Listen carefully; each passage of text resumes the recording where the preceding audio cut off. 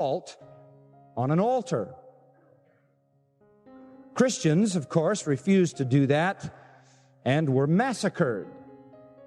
That's what fomented the killing of Christians under the Caesars.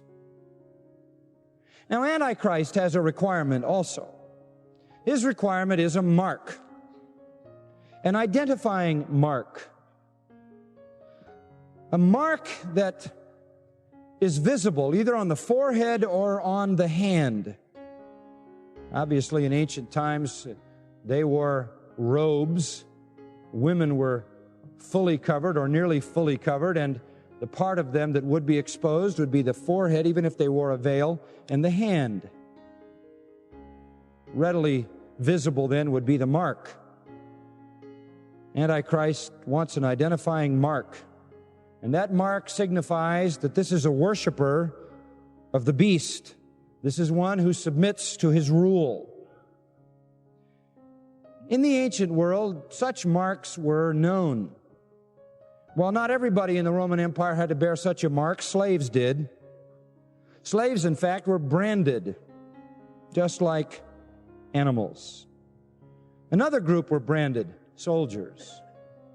I think Paul may have this very thing in mind when, in Galatians chapter 6, he makes this statement, verse 17, I bear on my body the brand of Jesus.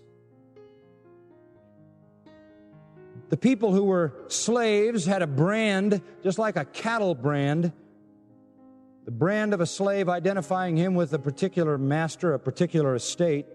Paul said, I have a brand, and my brand shows that I am a slave of Jesus Christ. So it was not uncommon to brand in the ancient world. And it will come back again, and all the slaves and all the soldiers of the Antichrist will be branded. Further, in ancient times, many of the cults, many of the mystical forms of religion delighted in such brands. And they would take a brand on themselves, an emblem being displayed on their bodies that would identify them with a certain form of worship.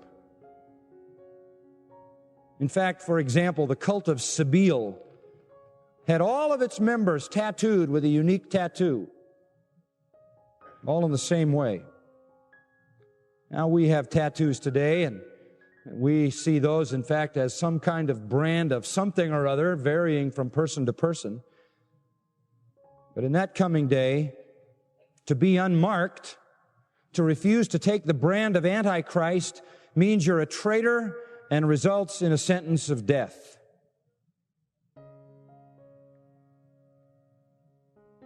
So, he causes everybody to be given a brand that is readily identifiable. We learn more about it in verse 17. And he provides that no one should be able to buy or to sell except the one who has the brand or the mark. In other words, you can't be involved in daily commerce. You're going to starve to death, frankly. You can't buy anything and you can't sell anything. You can't get any food. You can't go to the source of food and buy it because you don't have the brand, and you can't get anybody to buy it from you because you don't have the brand. You can't get any money. You can't involve yourself in daily commerce. The needs of life are therefore cut off to you, except the one who has the mark. Now you get the picture. One world power ruling the globe, one system of economic operation, one central controlling computer with the name of everybody. Very likely currency is gone. Controlled credit takes over. And rather than a card which can be stolen or lost, you have a mark. A mark which identifies you as a part of the system. The mark is in your forehead or the mark is in your hand. What is this? Well, we already have it. You use it all the time. You've seen the little black strip on the back of your credit card? That contains all the necessary data to let the computer know you're in the system. And you see on everything you buy a little barcode. That's another way that the computer identifies what is passing in front of the scanner.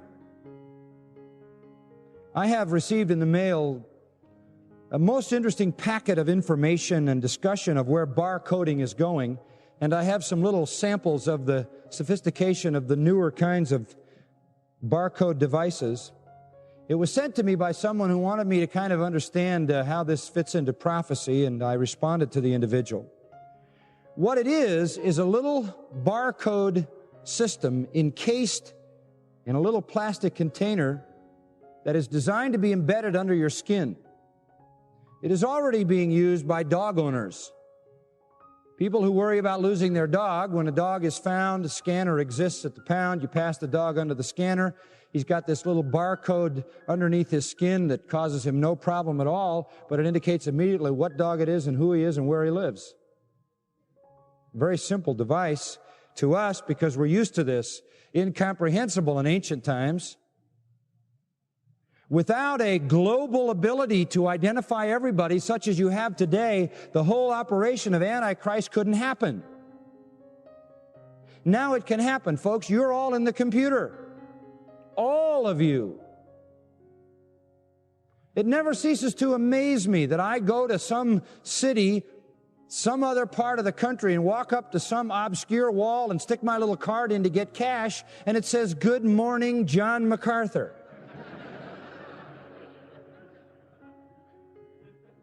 What do you want? Do you want money? How much and from what account? Would you like more information? Would you like another transaction? And you feel like saying, "Yeah, how's my wife and kids?" Fine. And you know they know everything. Because systematically you've given it all to them.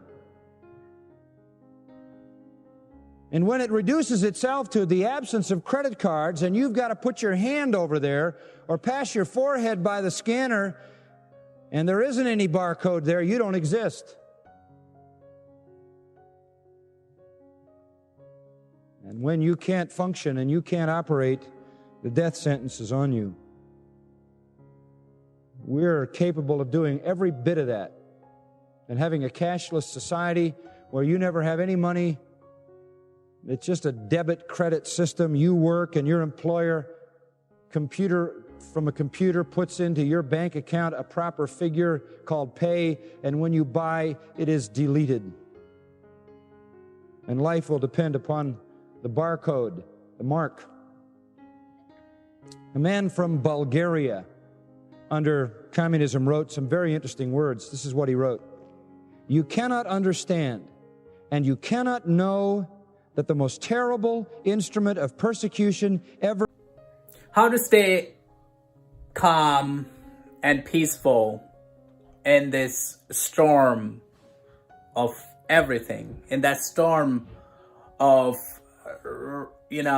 troubles and tribulations. And you see that the storm of division, the storm of so many things that are going on around us, and we sometimes it gets etsy, that just we are so much pulled by so many different things, elections, and we're talking about on the news media what's happening with the COVID, and what's happening with lockdowns and traveling and fights and riots and lootings and fights and every single thing that is being thrown in your direction or mine. But I want you to understand one thing. Going through everything what you're going through right now, and everything seems impossible, everything seems chaotic, but I want to assure you that you are not alone. You are not alone.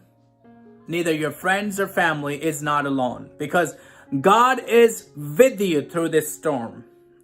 This storm of sorrow, this storm of distraction, every single thing that you are going through right now, you are not alone. God is with you, and God is for you. And if God is for you, then no hell, no trouble, no bad situations or financial problem can take you down. because you have to trust God, because God is your healer. He is your defender. He is your protector. He is your redeemer, and He will get you out no matter what.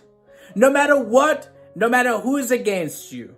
When God is for you, that nothing can stand against you. So, how to be peaceful and calm through this storm? You remember Jesus, while they were in a boat in the ocean, all of a sudden you see that storm came over them, but Jesus was peacefully sleeping. He knew who He was, and He knew that He is going to do something amazing, while to strengthen the faith of those who felt they were in trouble. When everything around Jesus was going down, when the disciples thought that they're going to be drowned into the sea, but they woke Jesus up, and Jesus lifted His hand and calmed the storm. Jesus was calm because Jesus knew that He is not going to be pulled away with this storm. And you are not going to be pulled away with this storm. I'm not saying that you're Jesus, but what I'm saying that you have to trust Him, that He's in your boat. Jesus in your boat, and He's not going to let you drown. He's going to rescue you. He's going to bless you. He's going to, protect you against the enemy, the roaring lion that wants to devour you. He is going to protect you. You have to trust God. When every single thing around you breaking loose, hell is breaking loose, you got to trust Jesus. You will be calm. God bless you.